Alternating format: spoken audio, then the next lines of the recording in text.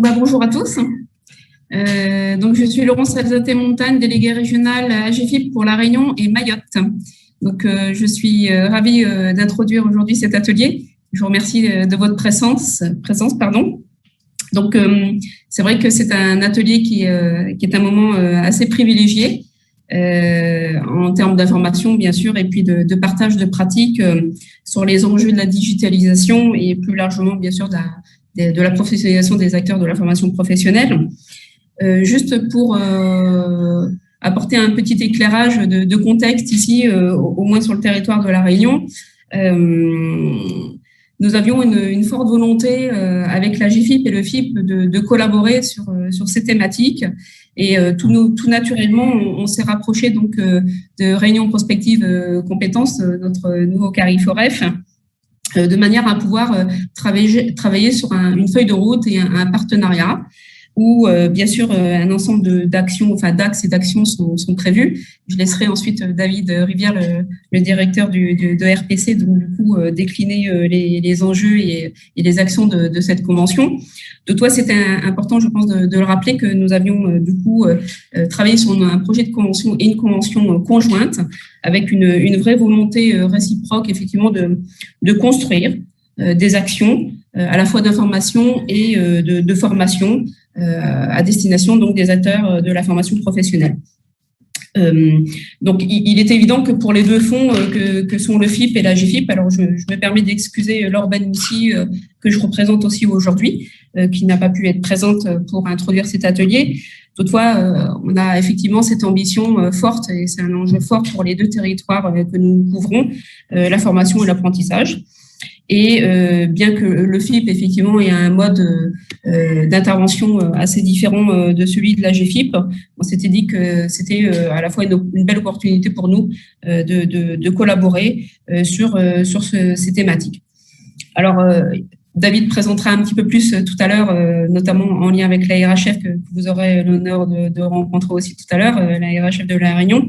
On a travaillé sur une programmation socle de modules de professionnalisation qui sont proposés à l'ensemble donc des acteurs du territoire de La Réunion, mais aussi de Mayotte, bien sûr. Voilà. Et je pense que il est évident que la professionnalisation au sens large, on a inclus bien évidemment la digitalisation. Voilà, donc le numérique et l'enseignement en fait à distance, c'est un vrai enjeu sur nos territoires. Sachant qu'on a des territoires qui ont des spécificités avec des zones bien enclavées et de surcroît à 10 000 km de la métropole, c'est un enjeu fort à la fois pour La Réunion et pour Mayotte.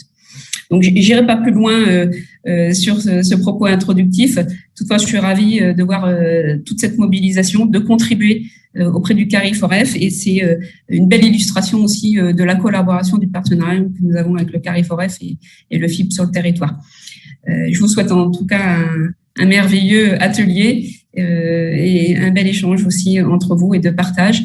Je laisse la parole à David, s'il veut bien, pour merci Laurence. Présenter ce petit mot d'introduction. Oui, je te rejoins totalement dans l'enthousiasme que nous avons cet après-midi à co-animer cet atelier ensemble pour vous parler effectivement de l'inclusion et peut-être même de l'exclusion. Alors, on y reviendra dans un petit moment.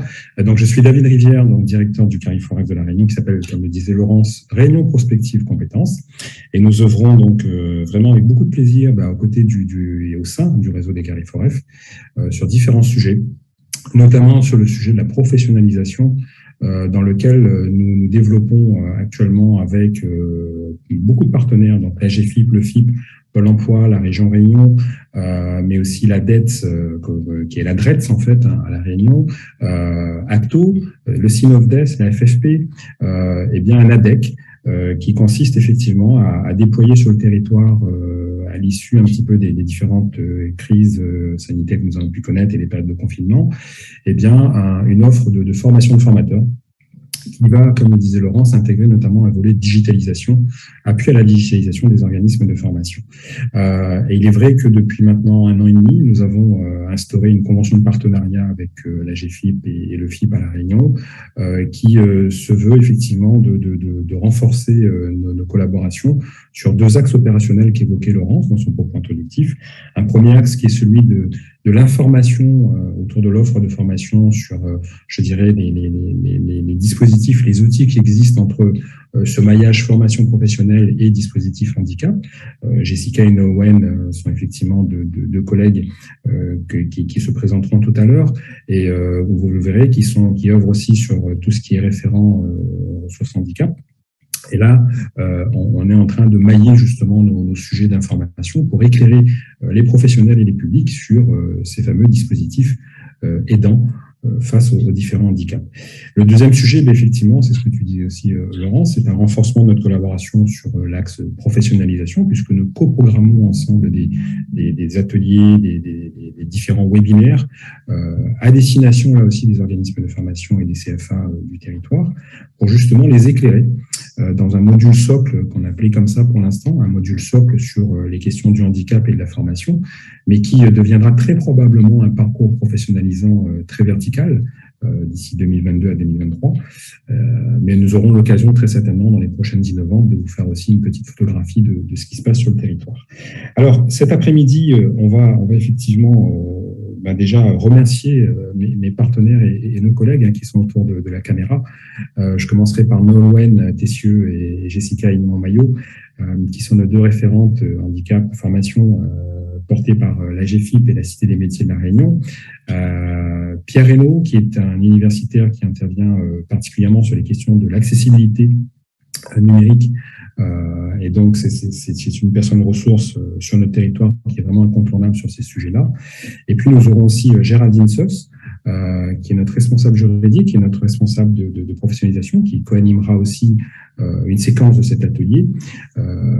Et nous aurons, en fin d'atelier, très probablement un témoignage d'un organisme de formation, ISUCAN, monsieur, je crois, alors je ne vais pas écorcher son nom, mais c'est monsieur Thomas Pomarès, voilà, je l'avais noté sur mon petit post-it pour ne pas l'oublier, qui viendra aussi nous parler de façon très concrète de ce qui se passe sur ces sujets-là.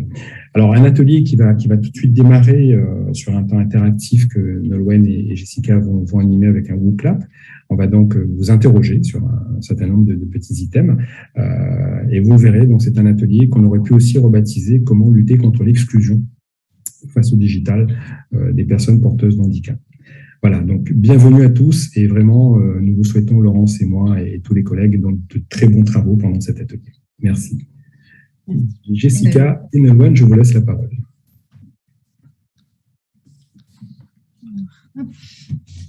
Alors déjà, bonjour à tous. Ce qu'on va vous inviter à faire sur une plateforme participative qui s'appelle WooClap, ce serait de scanner le QR code ou alors de rentrer le lien Internet dans votre barre de recherche. Comme ça, vous pourrez vous connecter à la plateforme et on pourra commencer. Donc, tout simplement, vous vous connectez via le QR code.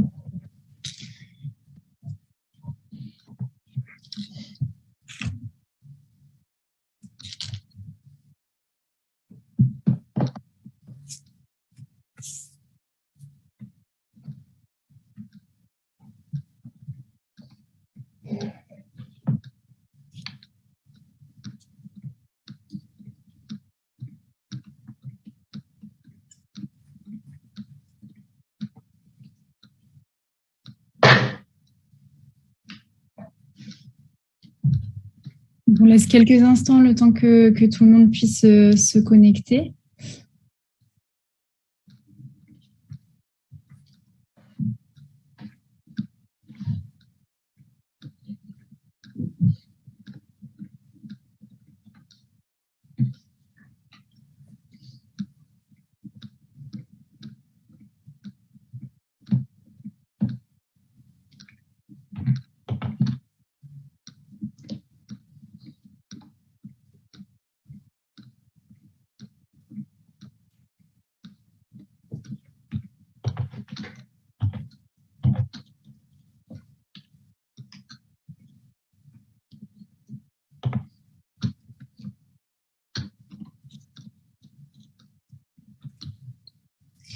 Bon, on va pouvoir commencer. De toute manière, le lien de connexion restera accessible tout le long de la présentation si besoin. Donc, on va commencer par une première question. Hop.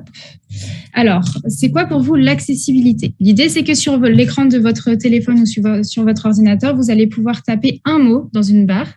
Donc, l'idée, c'est vraiment de mettre un seul mot, de l'envoyer et vous pouvez réitérer l'action autant de fois que vous le souhaitez. Et ensuite, vous verrez, les mots vont pouvoir s'afficher au fur et à mesure. Voilà. Bon, bah super. Vous avez compris. Et donc, vous pouvez réitérer autant que vous voulez.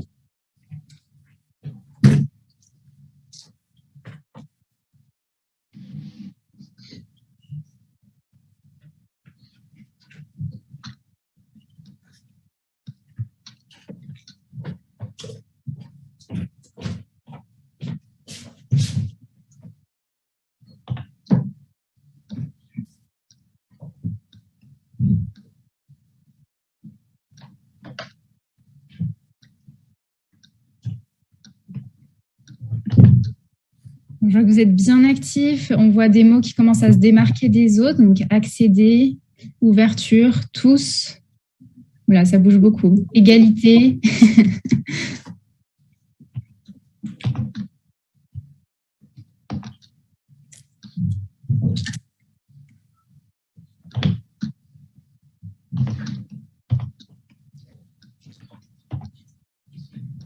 Super. Ben, je vois que vous avez beaucoup d'idées. On va clôturer ce nuage de mots. Regardez un petit peu ce que ça donne. Donc oui, on voit bien les mots égalité, accéder, ouverture, pour tous, universel, qui sont des mots qui ressortent beaucoup. Je ne sais pas si tu veux dire quelque chose de plus. Voilà. Donc on va passer à l'autre question qui sera un peu plus précise sur c'est quoi pour vous l'accessibilité pédagogique. Donc là, on est vraiment sur le même format. Donc, n'hésitez pas à mettre vos idées sur qu'est-ce que c'est pour vous l'accessibilité pédagogique. À quoi ça pourrait ressembler?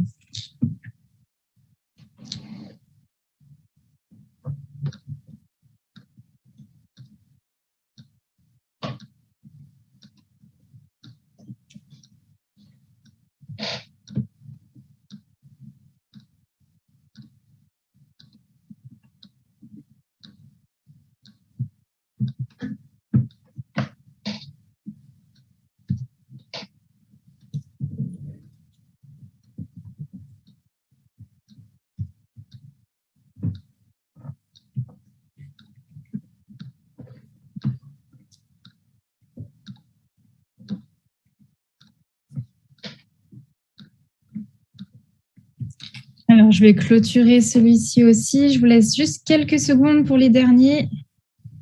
Allez, hop, je clôture. Alors, qu'est-ce qu'on voit? On voit l'adaptation, les choix, l'inclusion. J'ai vu aussi passer les adaptations de contenu, l'individualisation, les supports accessibles, l'adaptation des modalités. C'est des choses dont on vous reparlera dans notre présentation. Effectivement, ça correspond bien à l'accessibilité pédagogique. Hop. Et dernière petite question sur c'est quoi pour vous l'accessibilité numérique? Voilà, donc même procédé, nuage de mots, vous envoyez un mot et vous pouvez réitérer l'action.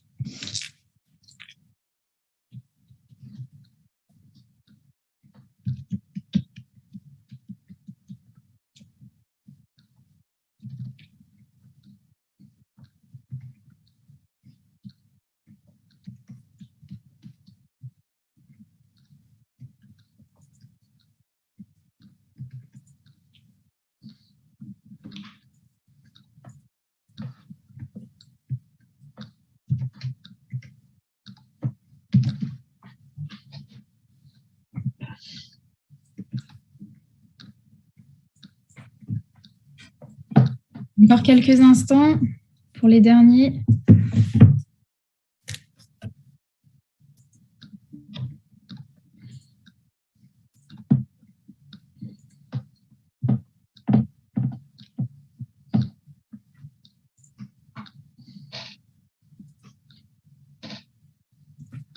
Allez, je vais clôturer le nuage de mots. Hop. Alors, au niveau de ce qui est le plus ressorti concernant l'accessibilité numérique, on voit donc les outils, l'équipement, la technologie, l'ergonomie, Alors, j'ai vu passer aussi électronisme, technique, QR code, changement, code adapté, tous les supports médias, sites, réseaux, process, moyens, possibilités, prise en compte du handicap et aussi règles qui est ressortie. Voilà, et super, merci beaucoup pour votre participation. Ça nous donne aussi une idée de vous, où vous en êtes par rapport à ces accessibilités-là, à comment vous les percevez. Et ce que je vais vous proposer, c'est de passer la main à Jessica pour la suite de la présentation. Hop. Merci Nolwenn. Donc, bonjour à tous. Donc effectivement, ces 3 petites questions, c'était aussi l'occasion de vous donner un peu la thématique de cet atelier-là. Donc, comment ça va se dérouler? On va, avec Nolwenn, vous présenter l'accessibilité pédagogique et vous présenter également le service ressources handicap formation, donc pouvoir faire le lien avec les différents sujets. Et après, on laissera la parole effectivement à Pierre Reynaud qui fera la transition sur l'accessibilité numérique. Alors, vu le temps imparti, effectivement, l'idée, c'est de vous donner quelques informations sur l'accessibilité pédagogique, de vous faire très rapidement un petit rappel du cadre légal et de voir concrètement sur quoi vous pouvez agir quand on parle d'accessibilité pédagogique ou encore d'adaptation pédagogique. Donc, la loi impose aujourd'hui aux organismes de formation de tenir compte en fait des besoins particuliers des personnes en situation de handicap et en ce sens, en fait, le centre de formation doit être accessible. Alors, il peut être accessible sur divers moyens. Il peut rendre son centre de formation accessible par des moyens humains ou matériels. Mais en tout cas, ça va reprendre l'ensemble des moyens qui vont être mis en œuvre pour justement que la personne bénéficie pleinement de sa formation. Donc, on parle de sécurisation des parcours de formation. Si tu peux juste passer, merci. Alors, je vous ai parlé très rapidement du cadre légal et réglementaire. Donc, en fait, il y a eu le principe d'égalité des traitements vis-à-vis des personnes en situation de handicap, donc la fameuse loi du 11 février 2005. Ensuite, il y a eu une progression vers l'accessibilité pédagogique et venue aussi s'ajouter la fameuse certification qualité de Calliope. Et aujourd'hui, on parle, et c'est vraiment ancré, d'accessibilité numérique. Alors que c'est vrai, il y a encore quelques temps, quand on interrogeait les centres de formation, on avait surtout comme retour « mes locaux sont accessibles, donc c'est bon, je peux accueillir des personnes en situation de handicap ». Or, le handicap ne se réduit pas effectivement qu'au fauteuil roulant. Donc aujourd'hui, ce qu'on demande aux centres de formation, donc au-delà de tous ces critères, bien évidemment, qui sont importants, c'est aussi de travailler sur ce qu'on appelle l'accessibilité pédagogique. Alors, je vais vous donner une définition très rapide de l'accessibilité pédagogique. Alors, l'accessibilité pédagogique correspond aux pratiques et au savoir-faire professionnel que développent des enseignants avec le support d'aide technique spécifique ou généraliste pour promouvoir des réponses pédagogiques adaptatives susceptibles de réduire la situation de handicap au sein même de la classe. Alors, en lien avec cette définition, bien évidemment, ce qui peut vous intéresser, c'est sur quoi concrètement vous pouvez agir quand on parle d'accessibilité pédagogique. Alors, vous pouvez en fait avoir une approche assez globale. Donc, par rapport à une situation donnée, effectivement, d'un apprenant en formation, il convient de s'interroger sur la globalité du parcours, donc en amont de l'entrée en formation, donc ça passe par des tests de présélection, mais également jusqu'au passage des examens. Donc, on pense vraiment globalité de parcours. Alors concrètement, sur quoi on peut travailler quand on parle d'accessibilité pédagogique? On peut travailler sur le rythme de la formation. Donc imaginons, je vais essayer de vous donner quelques exemples en même temps, ça pourrait être plus parlant. Donc on pourrait travailler sur le rythme de la formation. Si on voit par exemple en fonction des incidences du handicap que la formation ne peut pas se faire sur 1 an, donc on peut éventuellement l'envisager sur 2 ans. On peut travailler sur les adaptations des supports pédagogiques. Donc, si le formateur a prévu des contenus pédagogiques classique et qu'on voit par exemple qu'on est sur un trouble cognitif, on peut éventuellement retravailler sur le contenu même en proposant des cartes mentales par exemple, en proposant des vidéos éventuellement sous-titrées, en proposant des podcasts par exemple. Donc voilà, tout plein d'adaptations qui peuvent être retravaillées en fonction des incidences du handicap dans un contexte de formation. Donc je vous ai parlé tout à l'heure de l'accueil, donc de la sélection effectivement à la certification. Donc ça, c'est important.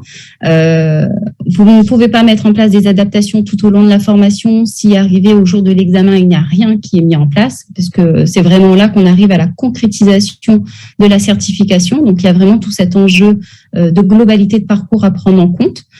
Alors, on parle aussi d'accessibilité de l'information et de la communication. Je pense que Pierre détaillera un peu plus par la suite. Des réflexions autour des modalités d'évaluation. Donc, quand on parle de réflexion, on parle vraiment de co-construction. On est vraiment sur un échange de regards, un échange d'expertise par rapport aux capacités de la personne, par rapport aux exigences de la formation. Et on va également s'interroger sur l'équipement à disposition et l'aménagement de l'environnement. Donc, ça peut être, est-ce que, par exemple, dans le cas d'une dyslexie, est-ce qu'il y a peut-être besoin d'un logiciel adapté? Quels sont les contenus que je dois revoir? Est-ce que je dois, peut-être sur un handicap moteur, prévoir un matériel technique adapté? Donc voilà, il y a vraiment plein d'éléments sur lesquels vous pouvez travailler pour répondre à cette obligation d'accessibilité pédagogique et ainsi rendre vos contenus de formation plus ou moins accessibles. Alors, très rapidement, l'idée, ce n'est pas forcément de vous faire une présentation de Calliope, mais comme c'est venu aussi en complémentarité du cadre légal et réglementaire, c'est important aussi de savoir que Calliope a donné un nouvel élan aux organismes de formation et au CFA. Donc, par rapport à cette certification qualité qu'est Calliope, le centre de formation aujourd'hui se retrouve à travailler sur des critères, des indicateurs, notamment liés au handicap. Donc, on vous a présenté les principaux indicateurs et qui reprennent effectivement ce que de base le cadre légal et réglementaire lié au handicap avait déjà posé. Donc, est venu s'ajouter à ça ou compléter peut-être l'accessibilité de la communication. Donc aujourd'hui, tout centre de formation qui est certifié Calliope se doit de vérifier l'accessibilité de sa communication. Il doit aussi travailler sur les conditions de déroulement de la prestation, donc l'accessibilité de locaux ou des supports. Ça reprend notamment l'accessibilité pédagogique que je vous ai évoquée à l'instant. Alors, accessibilité des locaux, effectivement, voilà, il faut vraiment travailler sur toutes les solutions qui peuvent être possibles et envisageables pour les meilleures conditions d'accès à la formation. On parle aussi de mobilisation et de coordination des différents intervenants. Donc aujourd'hui, on travaille beaucoup de manière co-construite, donc on travaille avec les acteurs. L'idée, c'est de faire ensemble et pour ça, il faut que le centre de formation arrive à identifier et à mobiliser un réseau de partenaires et d'acteurs qui interviennent sur chaque territoire. Sur chaque territoire. Donc, à La Réunion, nous, par rapport au service ressources handicap formation que Nolwenn vous présentera par la suite, on commence aussi à être identifié de par notre travail terrain, mais aussi parce que en lien avec cette fameuse certification Calliope, il y a eu cet élan qui a été donné pour les centres de formation, justement, de pouvoir aller chercher l'information, à identifier les acteurs et de fil en aiguille, finalement, on arrive à se constituer un réseau de partenaires et de pouvoir mobiliser les bons acteurs au bon moment. Quelque chose de très important, c'est aussi la nomination d'un référent handicap. Donc, chaque organisme de formation et CFA, notamment certifié Calliope, se doit d'avoir un référent handicap en formation. Donc l'idée effectivement c'est de pouvoir veiller à toute cette accessibilité, de veiller à ce que la personne en situation de handicap puisse accéder aux formations et que toutes les conditions sont réunies pour que la formation se passe dans de bonnes conditions. Donc on parle de sécurisation de parcours. Donc voilà, je vous l'avais évoqué à plusieurs reprises. Donc c'est un travail qui doit être fait avec différents acteurs. Donc, on est vraiment dans une démarche de co-construction. Donc, on va solliciter pour travailler sur cette accessibilité. On va travailler avec l'équipe pédagogique. On va travailler avec les différents partenaires, les référents de parcours, les acteurs médico-sociaux, les différentes prestations d'appui spécifiques. Bon, je ne peux pas vous détailler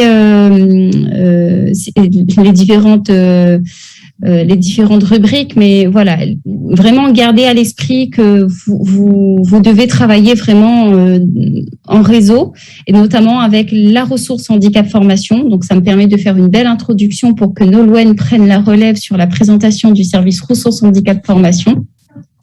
Alors, peut-être juste préciser avant d'enchaîner. Donc là, effectivement, on est sur de l'accessibilité pédagogique. Alors, quand on l'a bien vu face à la crise Covid, en fait, tous les centres de formation qui ont basculé à distance dans le cadre de la continuité pédagogique et notamment auprès des personnes en situation de handicap. Alors, il n'y a pas eu cette veille ou il n'y a pas eu ce regard pour se dire est-ce que mes formations sont accessibles auprès des publics. Donc, c'est aussi à partir de là qu'il y a eu peut-être cette conscientisation de est-ce que mes formations sont accessibles. En tout cas, nous, sur le territoire, ça a donné un réel élan. Et aujourd'hui, on sent qu'il y a un engagement des centres de formation à pouvoir travailler sur différentes méthodes pédagogiques, sur différents outils. Alors, le conseil aussi à donner, c'est avant de proposer un outil aux bénéficiaires, c'est vraiment de se questionner sur le pourquoi du comment et de voir en quoi justement l'approche pédagogique ou la technique peut être inclusive ou la technique pédagogique peut être inclusive. Alors, ce que je vous propose dans un premier temps pour présenter le service ressources handicap formation, c'est de vous passer une petite vidéo de 2 minutes créée par l'AGFIP et qui vous donnera déjà un premier niveau d'information et puis après, je détaillerai un petit peu plus par la suite. La ressource handicap formation, de quoi parle-t-on ? La ressource handicap formation est un service qui permet aux personnes handicapées de se former plus facilement dans des conditions qui prennent mieux en compte leur handicap.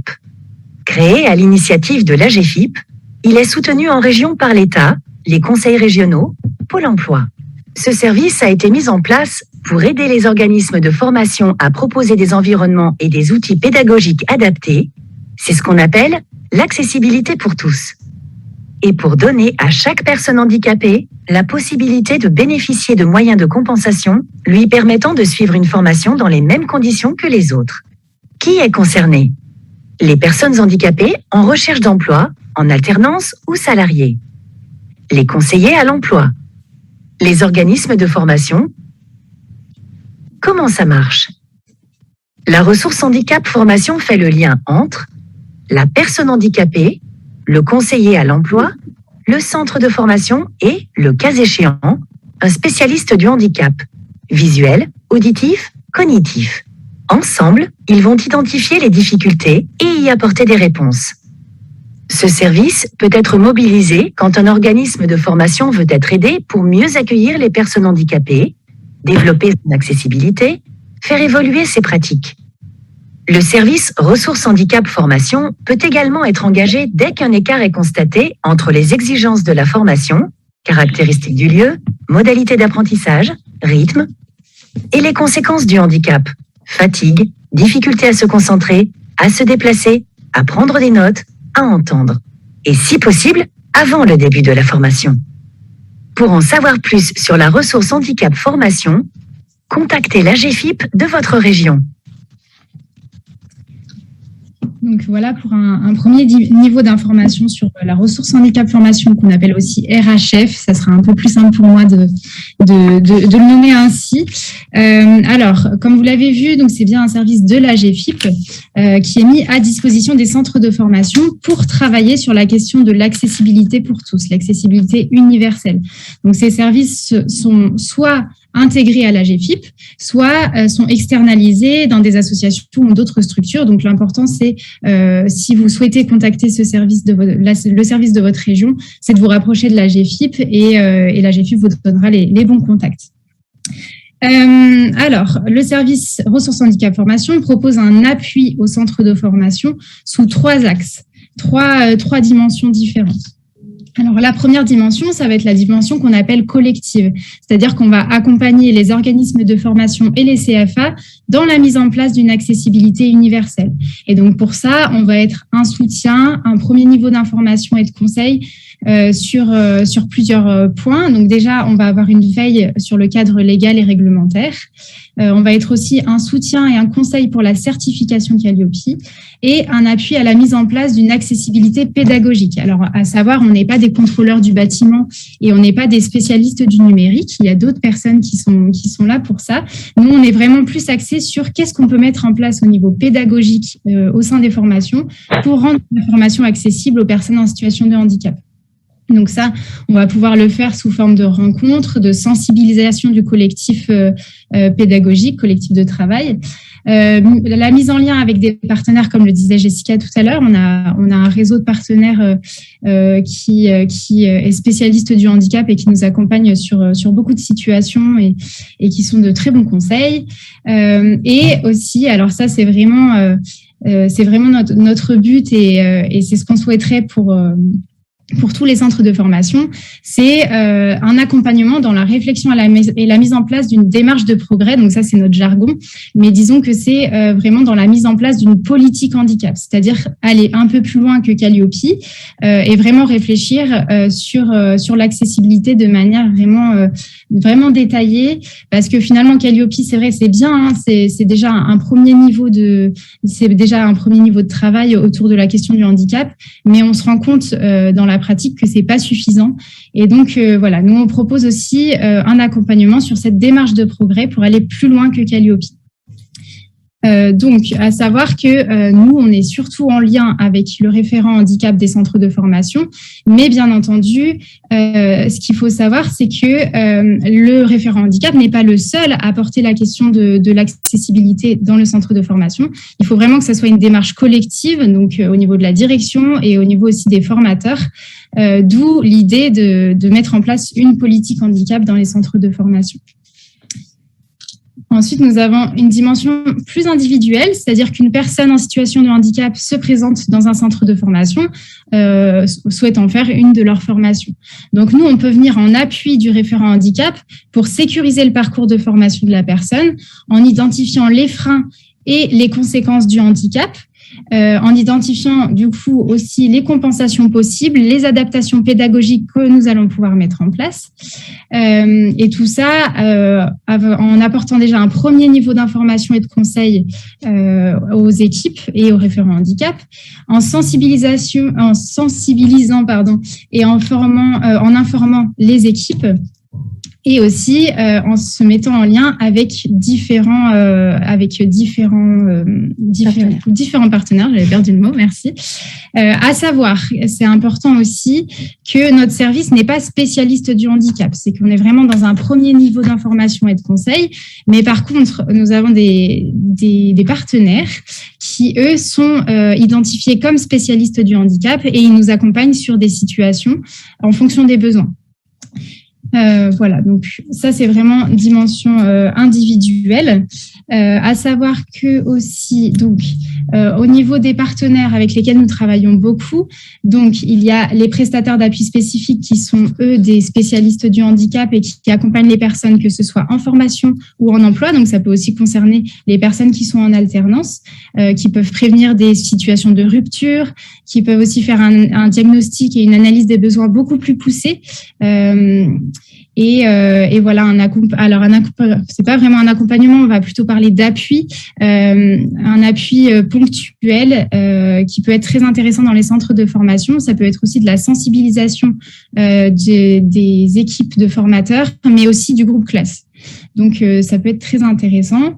On travaille aussi avec l'emploi accompagné. Alors, l'emploi accompagné, c'est un dispositif qui, à la base, était prévu pour les sortants des AT, donc pour vraiment les accompagner d'une manière renforcée dans leur projet d'insertion. Mais en fait, ce service tend à s'étendre un peu plus. Et donc là, on n'est plus seulement sur les sortants des AT, mais c'est plutôt un public en situation de handicap qui a un besoin d'accompagnement renforcé dans l'insertion professionnelle. Ensuite, on travaille beaucoup avec les référents de parcours, donc Cap Emploi, Pôle emploi mission locale, donc Cap Emploi qui, lui, est vraiment spécialisé dans l'accompagnement des personnes en situation de handicap au niveau de l'insertion. Alors, à savoir, c'est très important, c'est que eux sont des prescripteurs des aides de l'AGFIP. Donc, c'est vers eux que nous allons nous retourner s'il y a un besoin de compensation individuelle. Et enfin, au niveau des acteurs médico-sociaux, là, on est en lien avec eux parce que c'est des personnes qui ont la connaissance du handicap, des personnes qui peuvent se retrouver en formation. Et c'est vrai que c'est des acteurs très importants et qui peuvent apporter beaucoup d'éléments de compréhension sur le handicap. Voilà. Donc ça, c'est tous les acteurs avec lesquels nous travaillons régulièrement. Et enfin, la dernière dimension, donc, c'est au niveau du développement des compétences du référent handicap. Donc, nous proposons des modules de professionnalisation en partenariat avec l'AGFIP, le FIP-HFP et RPC. Donc, pour cette année, pour l'année 2021, nous avons proposé 7 modules différents donc, que vous voyez apparaître à l'écran, donc le cadre légal et administratif, le rôle et les missions du référent handicap, la question du handicap en formation, les adaptations pédagogiques et les compensations individualisées en formation, accompagner dans la formation les personnes en situation de handicap, les différents types de handicap et le handicap psychique. Donc ça, c'est 7 modules que nous proposons en 2021. Pour l'année 2022, nous allons fusionner tous ces modules pour n'en proposer qu'un finalement, un module de 4 jours qui balaye ces 7 thématiques. À savoir aussi que donc ces modules-là sont à destination des référents handicap de la Réunion, mais ne vous inquiétez pas, si vous n'êtes pas de la région Réunion, vous avez aussi des modules de professionnalisation qui sont proposés dans tous les services RHF de France. Donc, n'hésitez pas à vous rapprocher de l'AGFIP de votre région, encore une fois. Voilà pour la présentation. Je ne sais pas si RPC, si Réunion Prospective Compétences veut ajouter quelque chose par rapport à ces modules-là. Alors, juste pour continuer dans la sécurisation du parcours et une petite parenthèse, donc sur le territoire de la Réunion, on travaille sur un logigramme donc qui vise à la sécurisation des parcours, donc un logigramme qui a été travaillé dans le cadre de l'apprentissage avec le SPE, donc Pôle emploi et Cap emploi mission locale, avec les référents handicap de la fonction publique et du secteur privé et les partenaires AGFIP, FIP, HFP. Donc l'idée, c'est vraiment de pouvoir sécuriser davantage les parcours des apprenants en apprentissage et d'outiller le référent handicap de la structure, donc avec un logigramme interactif qui permettra justement au référent handicap de se situer et de savoir où aller par rapport à une situation donnée, par rapport à une spécificité. Donc voilà, c'est un outil qu'on tenait à souligner aussi parce que voilà, c'est important dans le cadre de la sécurisation des parcours et puis on outille davantage les référents handicap et voilà. La Réunion est innovante sur l'outil. Voilà, pour clôturer. Merci. Juste pour compléter ce que tu viens d'apporter, ce que vous venez d'apporter, Nolwenn et Jessica, sur les ateliers de professionnalisation. Pour cette fin d'année 2021, on a encore des ateliers concernant la situation de handicap, les référents handicap qui sont toujours ouverts. Donc, n'hésitez pas à vous connecter au site de Réunion Prospective Compétences. Et voilà, donc c'est en tout cas c'est une belle innovation, comme le soulignait Jessica, de notre côté au niveau de Réunion Prospective Compétences. Laurence, tu veux intervenir? Et j'ai une question de l'intervenant juste après. Juste quelques minutes du coup, puisque j'ai le droit de reprendre la parole. Donc, je voulais juste notifier aussi, parce que je sais que nous avons des partenaires de la Réunion, mais aussi de Mayotte aujourd'hui, autour de cet atelier. Je voudrais juste signaler qu'au niveau de l'AGFIP, nous avons développé des catalogues de formation de professionnalisation qui sont dénommés sous le nom de Module Pro, et nous avons un catalogue à la fois de professionnalisation et ces modules socles en font partie, à la fois pour la Réunion et pour Mayotte, et vous retrouvez ces catalogues de modules pro directement sur notre site internet si certains veulent aller voir. Voilà, merci. Alors, j'ai une question d'une participante. Je préfère la poser là dans les médias et il me semble que ça concerne Pierre. Bonjour à tous. Existe-t-il... Alors, bonjour à tous. La réglementation accessibilité numérique des structures publiques s'applique-t-elle aux OF privés ayant des subventions de fonds publics?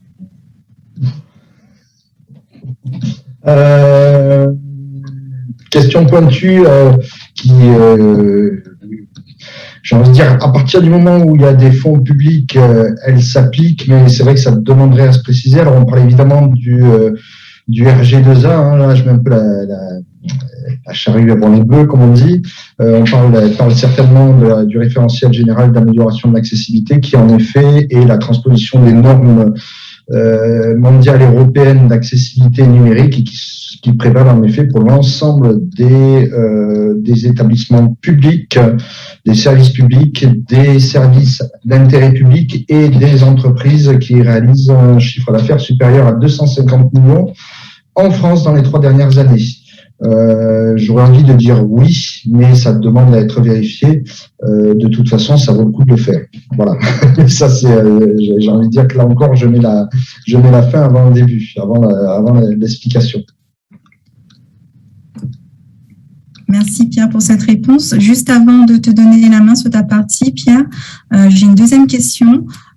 Existe-t-il une infographie ou un répertoire des partenaires handicap pour aider à la prise de contact?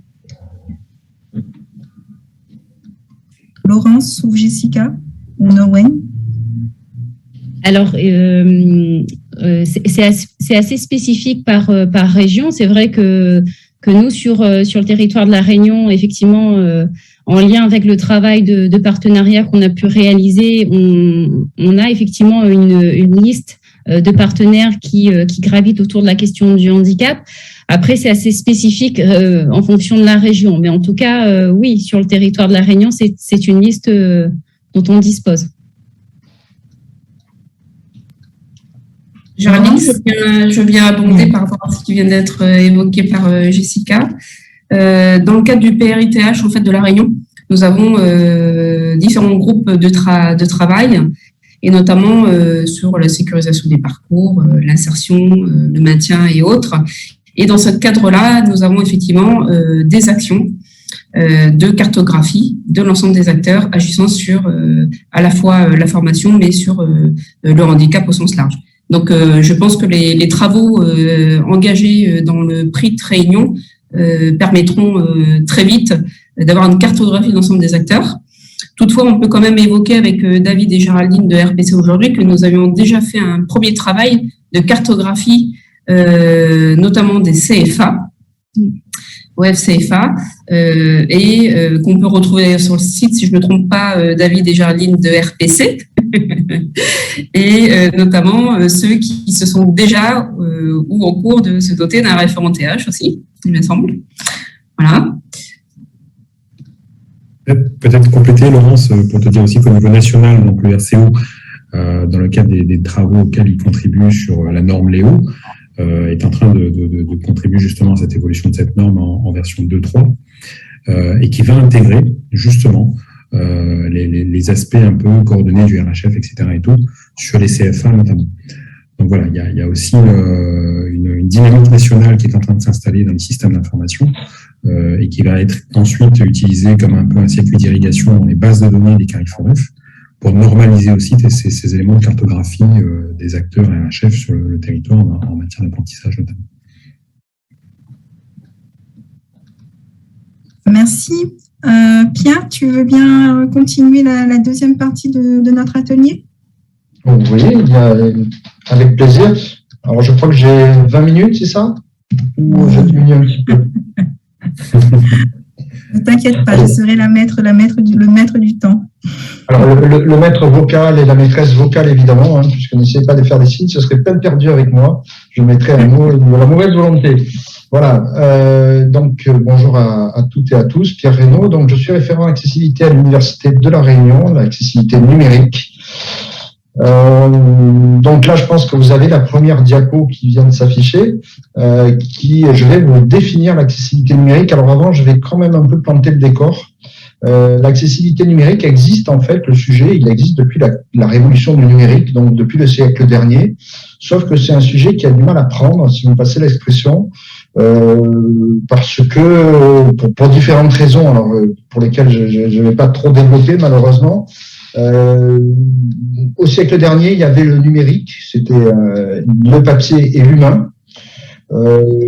La crise sanitaire, je prends des raccourcis, a isolé tout le monde. Hein, le premier confinement, on s'est retrouvés tous isolés les uns des autres. Et le seul lien qui nous restait, c'était le numérique. C'est le numérique. Le papier, c'était compliqué. Et l'humain, chacun, on était isolé dans son coin.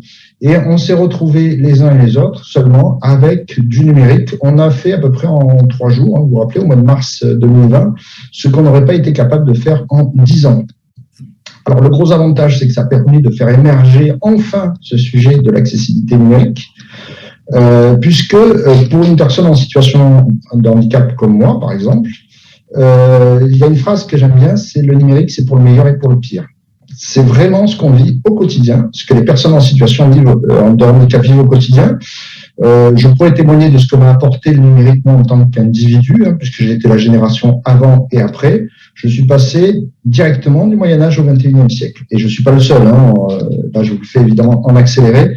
On a très très peu de temps. Mais sachez que s'il y a bien un public qui bénéficie du numérique aujourd'hui, c'est le public à mobilité réduite, c'est le public, les personnes handicapées. Et on est constamment dans le paradoxe. C'est-à-dire que c'est pour le meilleur. Là, en ce moment, je suis en train de vous parler à vous, à Montpellier. On est à 10 000 km de distance. Je suis au sud-ouest de l'île de la Réunion. C'est plus facile de parler avec vous, à la limite, que de prendre un transport en commun pour aller à l'autre bout de l'île. Donc, le numérique, c'est fabuleux. Par contre, si on avait décidé d'utiliser une solution de visio inaccessible, et il en existe beaucoup, je n'aurais pas pu tout simplement participer et vous apporter mon éclairage. Voilà. C'est l'accessibilité numérique, c'est tout sauf un gadget. Le numérique pour les personnes en situation de handicap, c'est une porte ouverte extraordinaire sur le monde et c'est comme ça qu'il faut que vous le conceviez. À la limite, je vais pousser vraiment plus loin. Les formations en ligne que vous concevez, c'est pour les personnes en situation de handicap et pour les personnes à mobilité réduite, c'est les premiers à en bénéficier. Alors, c'est quoi l'accessibilité numérique ? L'accessibilité numérique, vous avez la première diapo, première définition, c'est l'accessibilité numérique, c'est la possibilité pour les personnes en situation de handicap d'utiliser le numérique. Et utiliser le numérique, ça veut dire percevoir, comprendre, naviguer, interagir et y contribuer. Évidemment, on n'est plus dans le web 1.0, on est dans les réseaux sociaux, donc il faut pouvoir également y contribuer. D'accord ? Deuxième diapo et deuxième définition, on rentre dans le vif du sujet. L'accessibilité numérique et en général l'accessibilité du web en particulier signifie que les sites web, les outils et les ressources numériques en général, hein, les technologies, etc., sont, et ça c'est très important, les 3 mots qui suivent, conçus, développés et maintenus. Conçus, développés, voilà, mais maintenu, c'est-à-dire que le numérique, un site web, une fois qu'il est accessible, il ne faut pas se dire ça y est, j'y suis arrivé, c'est fini. Non, il faut que la maintenance soit aussi accessible. Donc, et la fin de la définition, évidemment, c'est pour que les personnes en situation de handicap puissent les utiliser. Donc ça, voilà, hein, on en revient à cette chose-là. Troisième définition, pour être clair, pour bien comprendre la différence qu'il peut y avoir avec des disciplines cousines et voisines que sont la qualité, l'ergonomie, avec qui on travaille et on est en complémentarité, l'accessibilité, on parle bien, et regardez bien la définition qu'il y a, c'est l'accessibilité, c'est la capacité des personnes, toujours ces personnes en situation de handicap ou ces personnes handicapées, comme vous voulez, d'accéder à tous les produits, services et environnements sans blocage, sans entrave, sans obstacle. Ça, c'est vraiment aussi très important. C'est-à-dire que c'est pas accéder confortablement, c'est pas de l'ergonomie, c'est pas de la qualité, c'est est-ce que je peux m'inscrire à une formation ou est-ce que je peux suivre une formation sans rencontrer à un moment donné un composant logiciel qui va bloquer.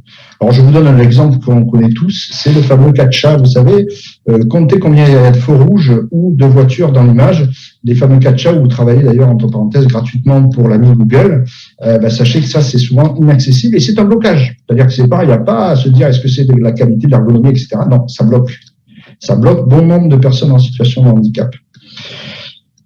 Pour qui La diapo suivante, c'est pour qui? Parce que c'est vrai qu'une personne en fauteuil roulant qui a une fracture des membres inférieurs, qui est ce qu'on appelle paraplégique, elle n'a pas de problème d'accessibilité numérique. Celle-là va vous embêter beaucoup plus sur l'accessibilité physique, les largeurs de porte, les nombres de marches à l'entrée de vos salles de formation. Là, on parle plutôt d'accessibilité physique. Par contre, l'accessibilité numérique, outre les personnes âgées dont les capacités peuvent diminuer avec l'âge, on a tout ce qui est handicap visuel, donc aveugle et malvoyant, tout ce qui est handicap auditif, sourd et malentendant, tout ce qui est les 10, tout ce qui est handicap cognitif, handicap mental et évidemment handicap moteur des membres supérieurs. Alors en des termes beaucoup plus simples, c'est les gens qui ont des difficultés à manipuler, à contrôler leurs mains ou voire même à bouger leurs mains.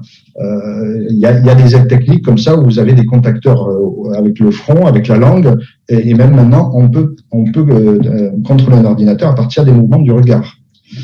Voilà. Et de nouveau, je remets dans la diapo les seniors, puisque les seniors, avec l'âge, les capacités ont tendance à diminuer de façon modérée ou plus ou moins importante.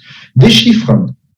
Alors les chiffres, vous voyez, c'est 10 à 20% de la population. Et on estime à 13 millions de personnes en situation de handicap qui sont susceptibles d'avoir des problèmes d'accès au numérique. D'accès au numérique. L'accessibilité, la diapositive suivante, c'est un impératif de citoyenneté. Alors, là, il y a une phrase que j'aime bien, que je vous reproduis, c'est l'accessibilité indispensable à certains et utile à tous. Sachez que si vous concevez et que vous pensez accessible en amont, vous avez toutes les chances que vos parcours de formation, vos formations soient de meilleure qualité pour tout le monde. Meilleure qualité et plus confortable pour tout le monde. Mais regardez bien les 3 mots que j'ai mis en dessous. Quand on parle de confort et de qualité, nous, dans le domaine du handicap, évidemment, on oppose inaccessibilité égale exclusion, ça a le mérite d'être clair, égale discrimination au sens juridique du terme. C'est-à-dire que si raisonnablement, vous n'avez pas adapté, vous n'avez pas rendu accessible vos formations, une personne en situation de handicap peut très bien dire, raisonnablement, il ne l'a pas fait, donc il me discrimine, donc je porte plainte pour discrimination. Donc je vous fais peur, je vous rassure, ça n'est pas encore arrivé beaucoup en France et ça dure longtemps et ça produit pas grand-chose, malheureusement, pour les personnes en situation de handicap. L'accessibilité, et ça va répondre en partie à la question de tout à l'heure, l'accessibilité, c'est une obligation légale. Et là, je vous remets donc dans cette diapo l'article 9.2 de la CRDPH, qui est la convention relative aux droits des personnes handicapées, qui est une convention qui a été signée et ratifiée par la France, une convention de l'Organisation des Nations Unies. On a évidemment des textes au niveau de l'Europe et au niveau de la France. Ce qu'il faut que vous reteniez, c'est l'article 47 de la loi 2502, la fameuse loi, et je vous passe les détails, vous l'avez écrit dans la diapo, le titre est long, mais la loi que dans le domaine du handicap, nous connaissons tous, qui date du 11 février 2005 et qui tarde malheureusement à rentrer autant qu'on le souhaiterait dans les faits. Dans la diapositive suivante, je vous montre très rapidement les normes et les référentiels. Le W3C, c'est le consortium de l'Internet. Le WAI, c'est le Web Accessibility Initiative. C'est le groupe qui travaille au sein du W3C sur l'accessibilité, le groupe mondial, qui édite et qui fait évoluer les normes avec les constructeurs, des utilisateurs, des professionnels, enfin un panel très élargi de personnes qui font évoluer les normes internationales. Ces normes internationales, c'est les WCAG 2.1, Web Content Accessibility Guideline, et la norme française, le référentiel français qui est basé sur, comme je disais tout à l'heure, la norme mondiale et la norme européenne, c'est le RGAA, référentiel général d'amélioration de l'accessibilité. Nous en sommes à la version 4.1. Voilà, ça, il faut le savoir. Alors, il faut savoir aussi que tout ce que je suis en train de vous dire est très bien maintenant documenté, que ce soit en ressources francophones et anglophones. Vous tapez RGA dans Google, vous aurez tout de suite accès à la page où il y a tout ce qu'il faut savoir sur l'accessibilité numérique, ce qui ne vous dispense pas d'écouter la fin de ce que je vais vous dire, mais c'est pour vous dire que quelqu'un qui me dit j'ai pas d'informations sur l'accessibilité numérique, c'est qu'il n'est même pas en capacité de taper ce mot-là dans Google. Donc là, il faut reprendre les compétences numériques à la base. Diapositive suivante, je m'arrête quelques instants sur les 4 grands principes de l'accessibilité numérique. C'est perceptible, il faut que le numérique, on soit en capacité de le voir, de l'entendre ou de le toucher. Si je ne suis pas capable de le voir, il faut que je puisse l'entendre vocalement ou le toucher avec du braille. Si je n'entends pas, il faut que je sois en capacité éventuellement de le voir et éventuellement malheureusement de le toucher si en plus on est sourd aveugle. Ça, c'est la perception, donc perceptible. Utilisable, ça veut dire que je peux utiliser, contrôler, manipuler l'interface avec un clavier, avec un écran tactile, avec une souris, mais pas uniquement avec la souris, que les zones de tactile où je dois placer mon doigt sont suffisamment grandes si je tremble. Enfin voilà, utilisable, ça veut dire ça. Compréhensible, ça veut dire que l'interface est compréhensible, que je comprends ce que je dois faire et que je comprends l'information. Là, ça rejoint des problématiques comme le FALC, par exemple, qui est le français facile à lire et à comprendre, qui sert entre autres à tout ce qui est handicap mental. Et le dernier, là, ça s'adresse plus aux techniciens robustes, ça veut dire qu'on respecte dans le développement, dans le codage des outils, on respecte les standards internationaux et les normes pour une meilleure compatibilité avec les aides techniques, comme les aides, comme les lecteurs d'écran et les dispositifs de pointage. Là, c'est plus technique, on pourrait y revenir éventuellement. L'accessibilité est un prérequis indispensable pour la formation en ligne. Hein, c'est ce que je vous ai dit en introduction. Ça paraît évident, même si dans les faits, c'est loin de l'être. Et je vous pose une question, et comment on peut envisager de déployer un enseignement sans s'assurer qu'il soit accessible aux personnes en situation de handicap? Voilà la question qu'il faut avoir à l'esprit. Et évidemment, il faut l'avoir à l'esprit à la conception et pas à la fin. Et ça, on pourra y revenir dans une diapo suivante. L'enjeu de l'accessibilité pour les LMS, hein, donc pour les Learning Manager System, pour les outils de formation en ligne, c'est pour rendre accessible une formation en ligne, et ça je l'ai déjà dit, mais c'est aussi la première étape. Hein, comme on va voir, il y a plusieurs étapes pour rendre une formation en ligne. La première étape, c'est que l'outil, l'interface soit accessible. Hein, moi, à l'université, on connaît beaucoup Moodle. La première question qu'on se pose, c'est est-ce que Moodle est accessible? Bon, a priori, si c'est un produit anglo-saxon et qui est beaucoup développé, les anglo-saxons ont d'avance sur nous, en particulier aux États-Unis. Donc, il y a tout à penser qu'un outil qui est beaucoup utilisé aux États-Unis va être certainement accessible. Après, il y a une deuxième étape, c'est la couche qu'on peut rajouter éventuellement sur l'outil, qui va s'appeler le thème, le squelette. Si vous choisissez n'importe quel thème ou n'importe quel template, ça peut dégrader l'accessibilité native de l'outil. La diapositive suivante, on insiste sur la deuxième étape, qui est la production de contenu.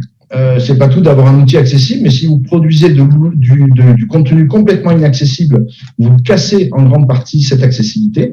À l'inverse, si l'outil ne vous permet pas de produire accessible, là aussi, vous aurez des soucis. Donc, les deux étapes, donc l'outil et la production de contenu, le contenu et le contenant sont entièrement liés pour faire des formations en ligne accessibles. Dernière étape, c'est la troisième étape, c'est que justement aussi, éventuellement, l'outil d'édition soit lui-même aussi accessible pour que les formateurs ou formatrices elles-mêmes en situation de handicap puissent travailler et puissent faire leur travail en tant que formateurs. Là, c'est vraiment les trois étapes pour aller à l'excellence.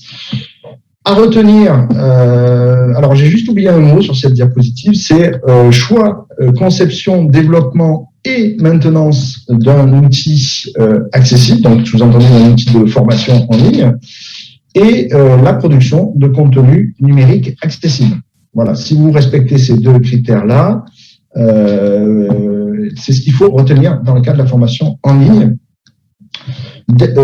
Diapo, évidemment, accessibilité numérique et pédagogique.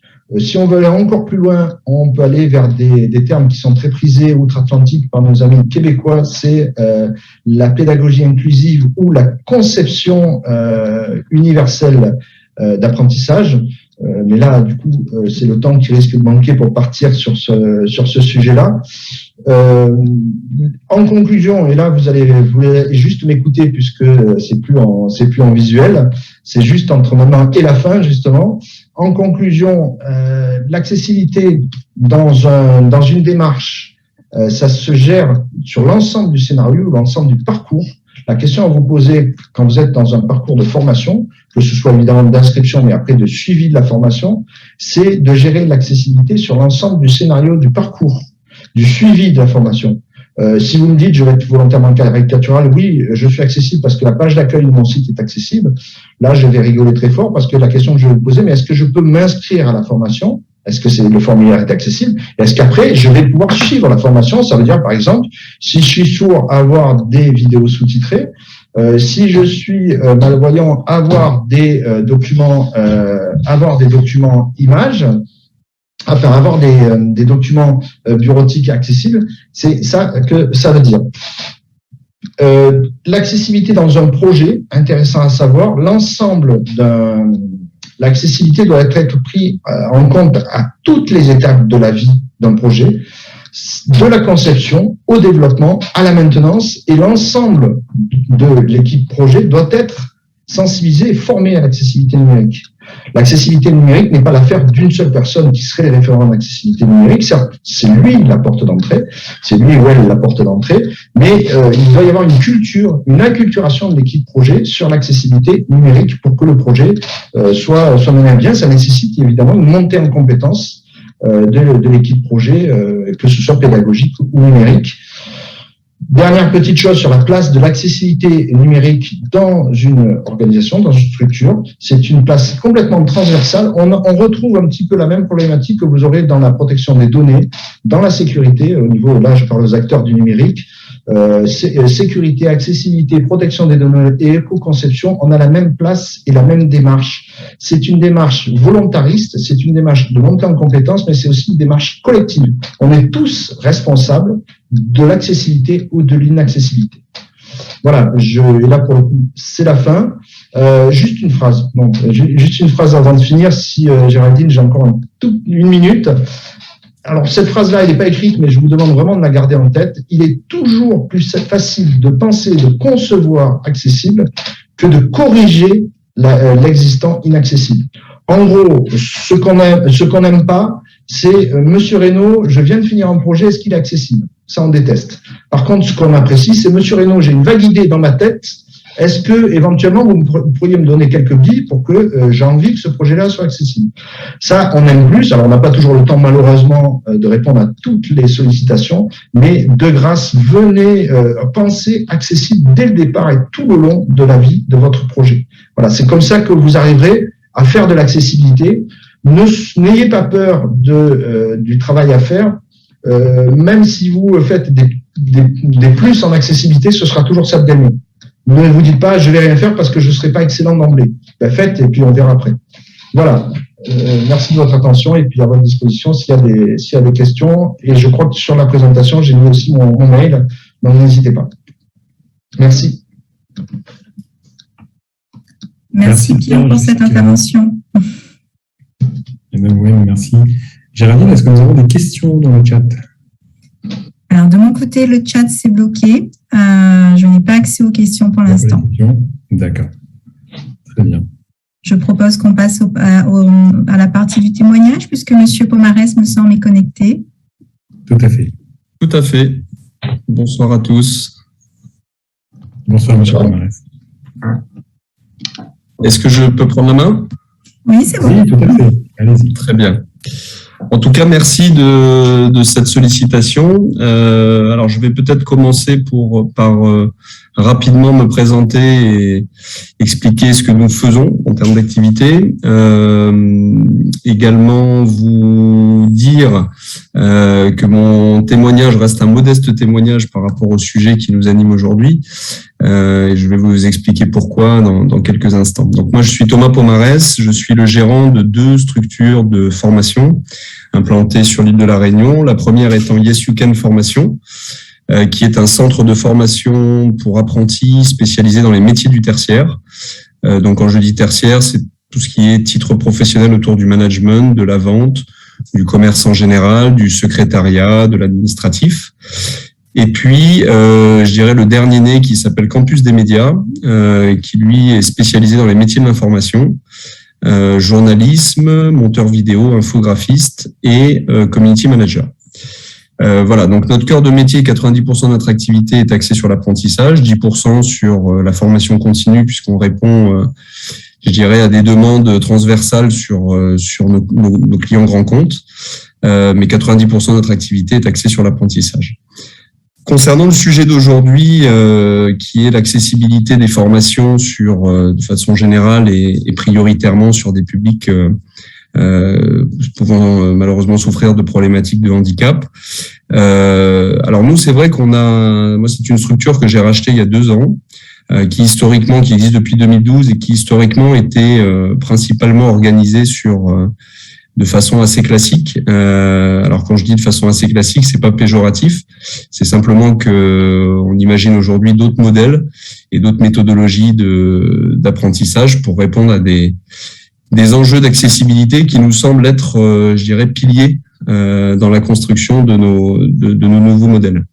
Quand je dis classique, c'est la méthodologie de l'école qui consiste à mettre des apprenants en face-à-face pédagogique pendant une journée face à un intervenant, avec une contrainte géographique et spatiale, c'est-à-dire conditionnée à un lieu physique. Jusqu'à présent, nous étions sur ce modèle-là, avec des centres identifiés géographiquement. On s'est rendu compte qu'il y avait probablement un nouveau modèle à imaginer. Alors, souvent, on dit CFA hors les murs, mais j'aime pas trop ce terme parce que c'est parfois galvaudé. Je dirais plus CFA dématérialisé.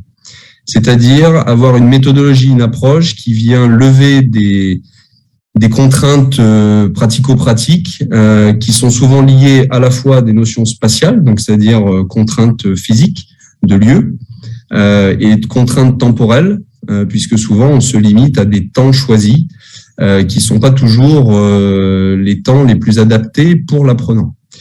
Notre vision qu'on a amorcée maintenant depuis quasiment 1 an et demi, c'est de se dire comment est-ce qu'on peut remettre l'apprenant au cœur de l'apprentissage, faire en sorte que cet apprenant soit acteur de son apprentissage et de venir lever toutes ces barrières matérielles qui peuvent être un frein dans la bonne conduite de l'apprentissage. Je vais essayer d'être assez précis dans mes propos. Là, pour le moment, je vous donne un petit peu la vision globale et vous donner des éléments concrets qu'on a pu mettre en place et la démarche qu'on a initiée et qui, pour nous, est essentielle à améliorer et développer. Donc, comme je vous disais, l'objectif était de remettre l'apprenant au centre de son apprentissage et de faire en sorte que cette contrainte d'accessibilité, au sens large, soit totalement levée. L'idée, c'était surtout de pouvoir créer un écosystème d'outils qui viennent répondre à ces enjeux-là. Et le digital, bien évidemment, est venu en renfort pour créer des solutions qui viennent lever ces contraintes.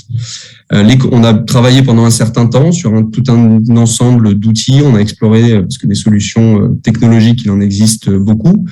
Donc, on a exploré toutes ces solutions et on a surtout imaginé un écosystème, c'est-à-dire des interactions entre ces outils qui permettent, en termes d'usage, d'avoir une expérience apprenant qui soit la plus facile et la moins contraignante possible. Quand je vous dis ça, c'est par exemple utiliser une solution, devoir, avec par exemple un login, un mot de passe, devoir sortir de la solution pour aller sur une autre solution, d'avoir parfois cette barrière du numérique, parce que même si on s'adresse à un public jeune, on se retrouve souvent avec des jeunes qui ne sont pas toujours très agiles dans l'usage, l'installation de solutions, etc. Donc vraiment, on a essayé de concevoir un modèle qui fasse que l'apprenant, par le biais d'un seul accès, login, mot de passe, puisse accéder à un ensemble de solutions qui elles-mêmes interagissent de façon cohérente et facilitent l'apprentissage.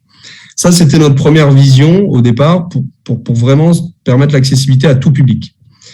Et on s'est rendu compte que finalement, cette solution-là pouvait permettre également de faciliter certaines contraintes sur un public, sur une cible d'apprenants qui potentiellement étaient limitées par des problématiques de handicap.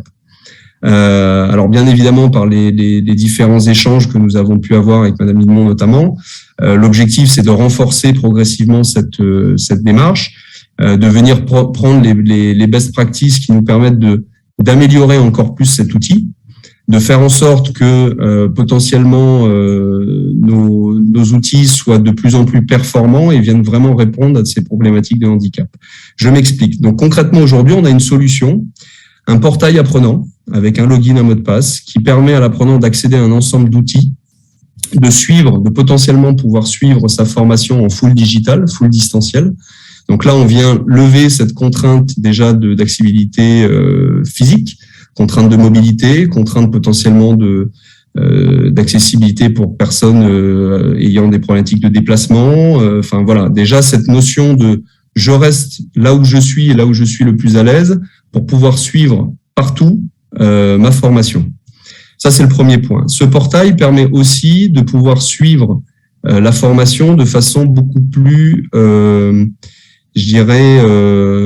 engageante, par le biais de contenus, ce que nous, on aime appeler l'edutainment, c'est-à-dire un contenu éducatif qui se rapproche plus des usages et des codes des jeunes, et d'avoir une formation qui soit choisie et pas subie. Alors, ça se traduit de manière très concrète comment? Sur des productions de contenu engageants, beaucoup sur de l'audiovisuel, des contenus vidéo, des contenus de type podcast, par exemple. Non seulement c'est plus engageant parce que c'est plus sympa que de se retrouver face à un intervenant dans un mode un peu,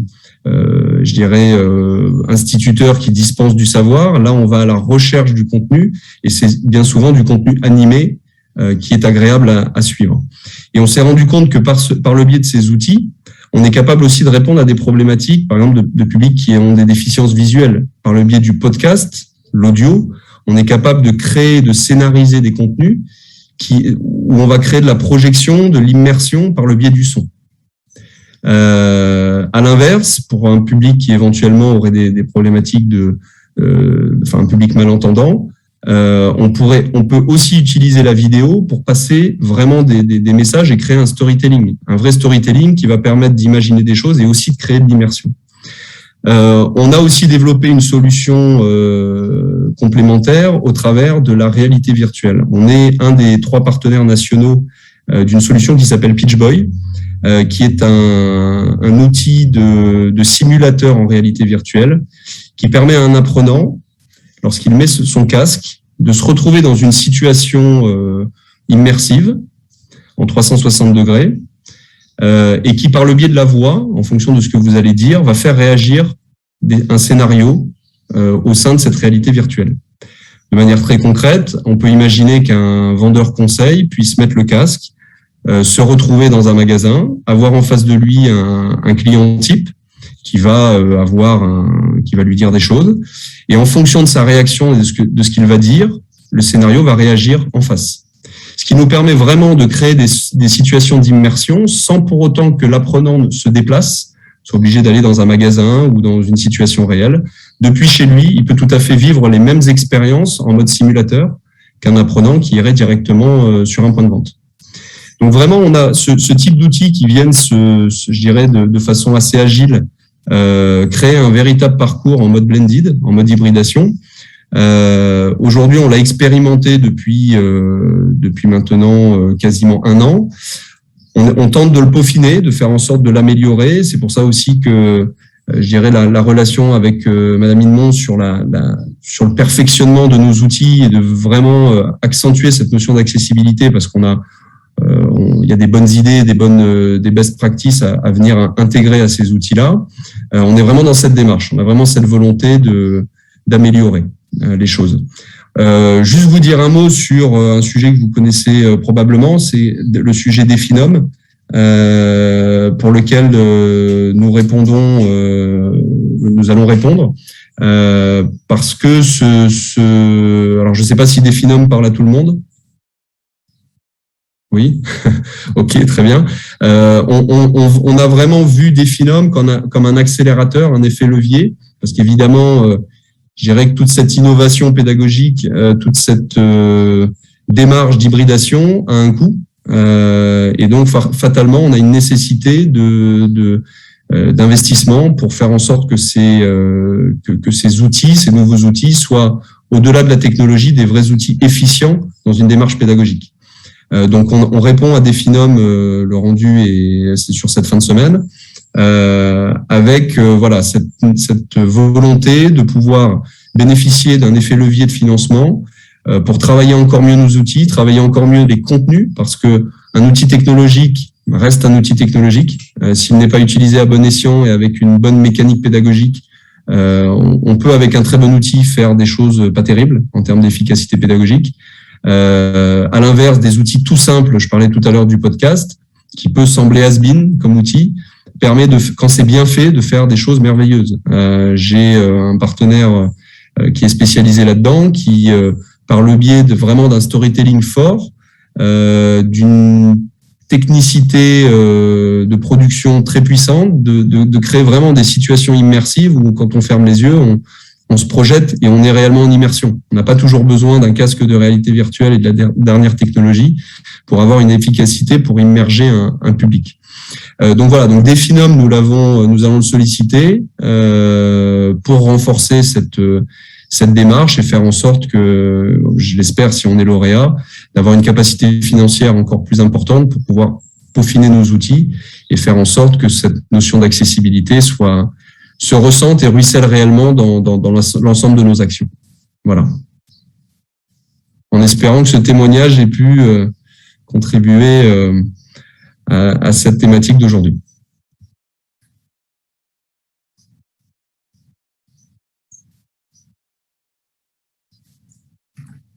Merci, M. Pomarez, de ce témoignage très, très concret. Effectivement, on a noté effectivement des filons qui arrivent pour vous aussi comme une belle opportunité de renforcer vos outils, votre démarche d'innovation. J'avais peut-être une question, à moins que Géraldine, tu as des questions dans le chat, tu peux récupérer le chat ou pas encore? Oui, c'est bon, j'ai pu récupérer le chat. Alors, j'ai une personne qui a dit oui, elle connaît très bien Definom, donc comme un gros appel à projet concernant la transition numérique, mais je n'ai pas de questions pour l'instant. D'accord. Je voulais échanger un petit peu avec M. Pomarez sur justement le côté un peu accompagnement de vos formateurs, de vos équipes pédagogiques. Comment vous y êtes pris par rapport à ces sujets d'accessibilité? Est-ce que vous avez vous avez pu créer déjà des groupes de travail, certainement, sur ce projet qu'évoquait Pierre en disant, en amont de la question d'accessibilité, il fallait avoir un peu d'ingénierie, un peu de brainstorming sur tout ça. Comment vous y êtes pris, vous, sur justement ce volet accompagnement des équipes pédagogiques? Alors, il y a deux éléments que je peux vous apporter comme éléments de réponse. D'une part, c'est bien évidemment la nécessité absolue que ce soit une démarche initiée que ce soit une volonté de direction pour vraiment s'engager dans ce processus. C'est-à-dire que très clairement, et encore une fois, je vous donne ma vision, hein, ça ne veut pas dire que c'est la vérité absolue, mais moi je pars du principe que ne peut fonctionner cette notion d'accessibilité qu'à partir du moment où il y a une vraie volonté à la fois d'une équipe de direction, une volonté de fond, hein, pas simplement une volonté de façade, et je dirais une vraie mise en œuvre opérationnelle pour que les procédures alors d'une part rentrent dans une phase de réflexivité extrêmement importante, c'est-à-dire aujourd'hui on part de quoi, quel est le contexte initial, vers où on veut aller et qu'est-ce qu'on peut mettre en place comme plan d'action pour faire en sorte que ce changement de posture soit possible. Quand je dis changement de posture, j'utilise ce mot volontairement parce que, à mon sens, on ne résout pas des problématiques d'accessibilité simplement en changeant des outils. On répond à cet objectif d'accessibilité en changeant des méthodes et des visions d'ensemble. Donc nous, de notre côté, on a, alors, sur ce premier point, sur la notion il faut que ça vienne de la direction. Moi, c'était même pas un choix. Alors, bien évidemment, la démarche a été de concerter l'équipe et de les motiver à rentrer dans cette dynamique. Mais au-delà de ça, c'était une vraie commande. C'était une vraie commande de ma part de dire, on change notre modèle, on part d'un modèle de départ qui est ce qu'il est, mais qui nécessairement doit évoluer. Et mettons en place les plans d'action nécessaires. Donc ça s'est traduit concrètement au départ par une phase un petit peu de découverte, parce que au départ on essaye de faire un peu comme avec nos idées, avec notre on fait un peu de benchmark pour essayer de voir quelles sont les bonnes pratiques à droite à gauche, mais on le fait souvent de manière artisanale et un peu pas très habile. Mais bon, il paraît qu'on fait pour faire des omelettes, il faut casser des œufs. Donc, on a eu cette phase de départ où on est allé un peu à tâtons et on a cherché des solutions de manière assez maladroite. Mais l'avantage, c'est que ayant des centres de formation qui tournent, on a pu tester de multiples solutions et de se rendre compte concrètement au-delà de la théorie de ce qui marche et surtout de ce qui ne marche pas. Donc ça, c'était le premier point. Donc on s'est familiarisé, pour certaines personnes dans l'équipe, ça a été parfois un peu dur parce que ça nécessite vraiment d'avoir cette capacité au changement, parce que quand on a des méthodes bien établies et sans tirer sur l'ambulance, on a aussi malheureusement un cadre réglementaire dans notre métier qui fait que, je dirais, innover et trouver des nouvelles méthodologies d'apprentissage, c'est pas toujours évident parce qu'on reste souvent sur des carcans et un peu des modèles préétablis. Et pour mettre en parallèle aussi, parce que nous, tout ça est intervenu dans le même moment que notre démarche Calliope.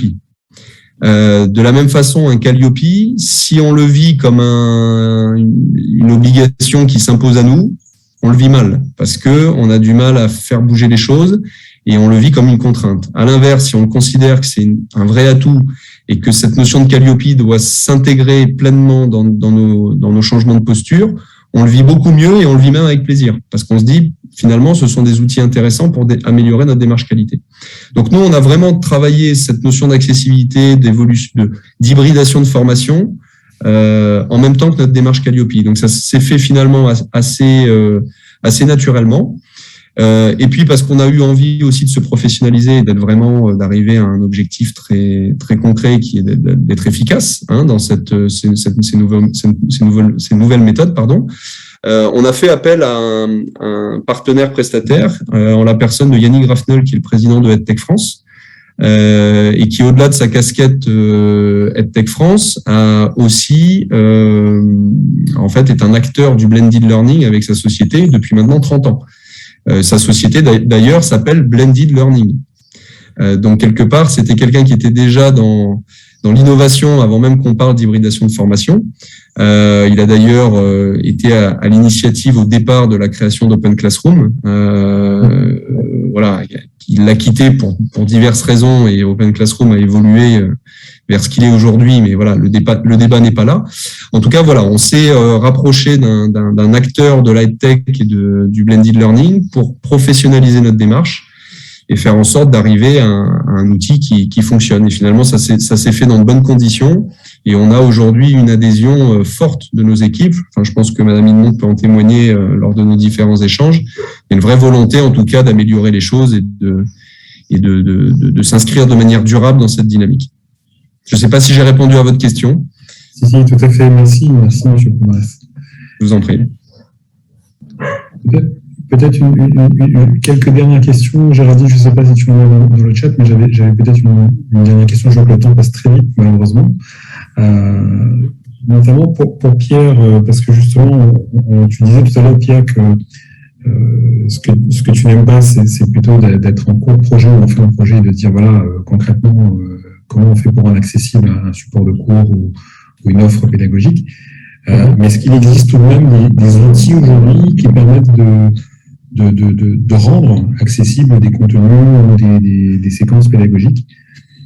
Ou est-ce qu'il faut tout reprendre de zéro pour celui qui aurait raté le coche de l'accessibilité? Compliqué de répondre à la question. Je vais juste répondre du coup d'une phrase l'intervention de M. Pomarès. Merci à vous. Vous avez insisté sur un aspect dont je n'avais pas parlé, c'est moi ce que j'appelle la volonté politique, c'est-à-dire dans une organisation, l'accessibilité numérique, elle doit être collective, mais à tous les niveaux, et évidemment, elle doit commencer par la direction ou le chef, si vous me passez l'expression, qui doit initier évidemment la stratégie de l'organisation. Pour répondre plus précisément à la question, l'accessibilité numérique, il y a des outils pour rendre plus accessible, mais il y a surtout au-delà des outils, il y a surtout beaucoup de changements d'habitude au niveau des humains. Je viens de terminer une formation justement de production de contenu accessible. Je vais prendre des exemples très simples. Si vous me dites faire des documents Word accessibles, par exemple, c'est pas forcément des outils, c'est juste savoir mieux se servir de l'outil qu'on a dans les mains. Ça peut être ça. Rendre des supports accessibles, ça peut être de vouloir rendre après coup une vidéo accessible. Ça peut se faire. On peut évidemment rajouter des sous-titres après coup. Mais si par exemple on nous demande de mettre une audio description qui est une bande son supplémentaire pour les aveugles après sur une vidéo, si on avait appliqué quelques petites solutions simples avant, peut-être qu'on n'aurait même pas eu à faire cette audio description. Enfin, je ne sais pas si ça répond bien du coup à ta question. Voilà, c'est à la fois beaucoup une histoire d'outils, c'est-à-dire que si l'outil, comme je le disais tout à l'heure, est inaccessible et ne permet pas de générer de l'accessibilité, on aura beau avoir un producteur de contenu extraordinairement bien formé, d'une volonté de faire, si en amont le choix de l'outil a été mauvais, il ne pourra rien faire. On a un outil extraordinaire qui génère de l'accessibilité, qui est modèle dans le domaine, mais on a un producteur de contenu qui n'a rien appris et qui n'a rien envie de faire. Je caricature volontairement. Là aussi, ce sera à moitié mauvais, enfin bien mauvais. Donc certes, on peut corriger l'inaccessibilité, mais vu la somme aujourd'hui de numérique qui, depuis ce fameux confinement, on en produit, enfin je veux dire, on n'a jamais autant produit d'outils numériques. J'ai envie de dire qu'on en arrive à un moment donné où au moins soyons capables de créer de nouveaux projets de formation accessibles avant d'essayer de corriger tout ce qui n'y est pas, parce qu'on n'aura pas le temps de tout faire. C'est monstrueux. Voilà. Et là, on risque de se décourager parce que corriger l'inaccessible existant est extrêmement frustrant, chronophage, coûte très cher, et il y a de quoi se désespérer parce qu'on va y passer on va y dépenser énormément d'énergie pour des résultats qui ne sont pas à la hauteur. Donc, penser concevoir accessible, c'est vraiment le maître mot aujourd'hui. Tant pis si les vieux bâtiments sont inaccessibles, mais au moins que les nouveaux bâtiments, les nouvelles constructions soient irréprochables en termes d'accessibilité. C'est possible. Merci Pierre. Donc, Monsieur Rivière, oui, Monsieur Pomer. Si tu peux me permettre juste en complément de Monsieur Reynaud, juste un point qui me semble être essentiel quand on veut penser accessibilité, en tout cas par rapport à votre question sur les contenus. Je partage assez la vision de Monsieur Reynaud, c'est à mon avis chronophage de vouloir adapter un contenu et le rendre accessible. Et il me semble être plus efficace de repenser le contenu. Et surtout, c'est de le repenser sur une logique expérientielle. C'est-à-dire faire preuve d'empathie, parce que je pense que la qualité essentielle, c'est ça, c'est d'être capable de se mettre à la place de celui qui va vivre l'expérience d'apprentissage et de penser cette logique de formation dans une logique expérientielle. Qu'est-ce que je vais vivre? Comment je vais le vivre? Quels sentiments je vais ressentir? Est-ce que je vais être inconfortable? Si je prends une image, c'est la différence entre être assis, suivre un cours assis sur un fauteuil ergonomique et agréable, ou être assis sur un tabouret en bois où pendant toute la durée de la formation, on va avoir mal aux fesses et on va plus penser au tabouret en bois qu'à se concentrer sur ce qui nous est expliqué. Et effectivement, aujourd'hui, des outils EdTech, il en existe. Voilà, j'ai fait récemment le salon des ressources humaines à Paris, porte de Versailles. C'est super, on voit des innovations de partout, mais sorti de là, je me suis vraiment posé la question en me disant comment se fait-il que ces gens-là ne communiquent pas entre eux? Faire en sorte que cette multiplicité d'outils devienne cohérente parce qu'elles communiquent entre elles et qu'elles répondent à un besoin expérientiel plus qu'à un besoin technologique. Et voilà, des outils LMS, il en existe pléthore, des outils auteurs, il en existe pléthore, mais si les contenus ne sont pas pensés avec un minimum de logique expérientielle, vos contenus pourront être les meilleurs. S'ils sont sur une plateforme où on a du mal à se connecter, où ça plante, où c'est pas très joli, l'esthétique n'est pas engageante, vous pourrez avoir le meilleur contenu du monde, il sera mal vécu par l'apprenant. Donc voilà, juste une petite intervention sur cette notion que l'accessibilité doit, à mon sens, être toujours liée à une notion d'expérience d'apprentissage vécu. Merci, M. Pomarès. Merci, Pierre, de vos interventions. Oui. Géraldine, je vois que tu as levé la main. Ou Pierre, peut-être, tu voulais compléter? Bon, je voulais, évidemment, que l'échange, enfin, j'aurais envie de continuer à échanger avec M. Pomarès, parce qu'on a à mon avis, on a des tas de choses à se dire. De toute façon, c'est un sujet qui va de plus en plus émerger, hein. Suivez-nous sur Internet. L'accessibilité pédagogique et l'accessibilité numérique, on est en plein dedans. Et on n'aura pas le temps évidemment de l'épuiser aujourd'hui, quoi. C'est énorme comme sujet. C'est un sujet réellement qui parle d'exclusion. Je prends volontairement l'inverse de l'inclusion. Ne pas en parler, c'est laisser de la place à l'exclusion de tranches entières de la population qui souhaite se former, quoi. Merci Pierre, merci M. Pomarès. Et Géraldine, je vois que tu as levé la main. Oui, alors parce que j'ai une question de mon côté. Quel financement possible pour la mise en accessibilité de médias support? Alors, les médias supports, j'imagine qu'on parle par exemple de multimédia ou de ce genre de choses. Malheureusement, pour répondre vite, je dirais qu'il n'y a pas toujours les moyens qu'il faut derrière cet enjeu énorme en termes d'inclusion professionnelle. Il y a des aspects de production de contenu qui nécessitent un peu d'apprentissage, mais qui sont pas forcément plus coûteux. Je dirais tout ce qui est web et bureautique, c'est beaucoup de formation des personnels, des professionnels. Donc c'est vrai que là il y a un coût. Alors dans le domaine public, par exemple, on peut avoir nous des aides du FIPHFP, par exemple, à la formation de nos équipes en accessibilité numérique. Dans le privé, je ne saurais pas dire s'il existe ce type de financement. Pour le multimédia, du coup, là, on a aussi un apprentissage, mais un surcoût lié au sous-titrage des vidéos et à d'autres. Je parlais tout à l'heure d'audio-description, LSF. Là, j'ai envie de dire, malheureusement, j'ai pas de réponse toute faite à vous donner. Ça fait partie des problèmes de l'accessibilité numérique aujourd'hui. Il y a là aussi, il y aurait de quoi en parler, y compris sur la formation des acteurs du numérique à l'accessibilité numérique. C'est un sujet là aussi qui va monter parce qu'on a un souci de monter en compétence des acteurs du numérique pour faire de l'accessibilité numérique. Merci Pierre. Géraldine, d'autres questions dans le chat? Non. De mon côté, non. J'ai peut-être, si vous le permettez, très rapidement un mot sur ce qui a été dit. Je pense que de l'argent, aujourd'hui, il y en a beaucoup. Il y en a partout. On a vraiment la sensation, alors peut-être que ce que je vais dire va choquer certains, mais moi j'ai la sensation que de l'argent, il en est énormément distribué et c'est tant mieux. Ce qui me semble être plus problématique, c'est comment cet argent est distribué. Et avec je dirais de quelle façon on essaye de l'optimiser. Ce qui m'a plu dans Definom, c'est pour une fois un cahier des charges qui m'a semblé être assez bien construit, suffisamment ouvert, mais suffisamment contraignant aussi.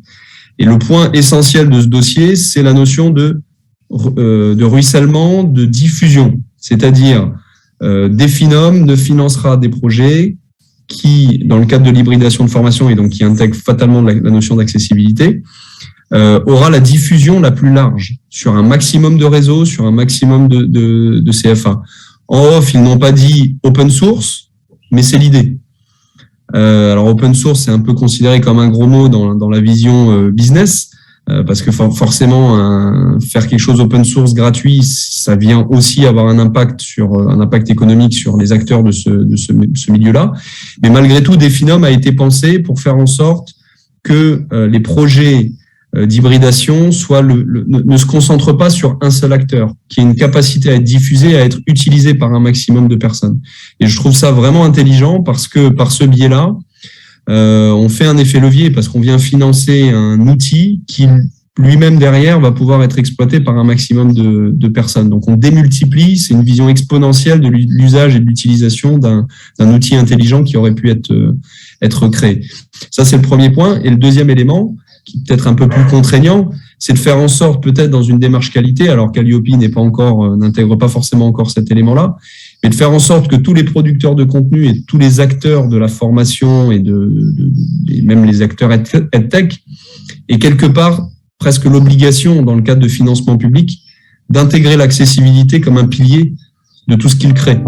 Tant qu'on n'a pas cette contrainte qui s'impose dès le départ, à la fois dans l'ingénierie pédagogique et dans la production d'outils, il y a une forte probabilité que la notion d'accessibilité ne soit pas présente de manière centrale dans les productions ou les outils qui auront été créés. Voilà, je ne sais pas si mes propos sont bien compris, mais voilà, je pense qu'il y a deux effets leviers. Il y a l'effet levier où quelque part on habitue et je pense que des interventions comme celle d'aujourd'hui viennent contribuer à éduquer et à faire en sorte que les acteurs du milieu soient de plus en plus sensibilisés. Donc c'est une démarche presque volontariste.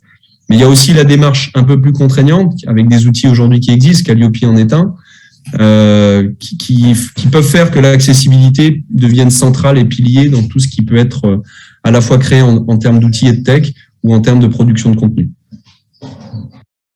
Absolument. Absolument. Très bien. Mais écoutez, je crois que si nous n'avons plus de questions, il est temps pour nous de vous quitter. Comme disaient certaines émissions de télé à l'époque, nous allons rendre l'antenne à Montpellier. À vos collègues. En remerciant bien évidemment tous nos intervenants pour leurs interventions de cet après-midi lors de cet atelier. Merci à tous et à très bientôt. Merci, au revoir. À très bientôt. Au revoir. Au revoir. Au revoir. Au revoir.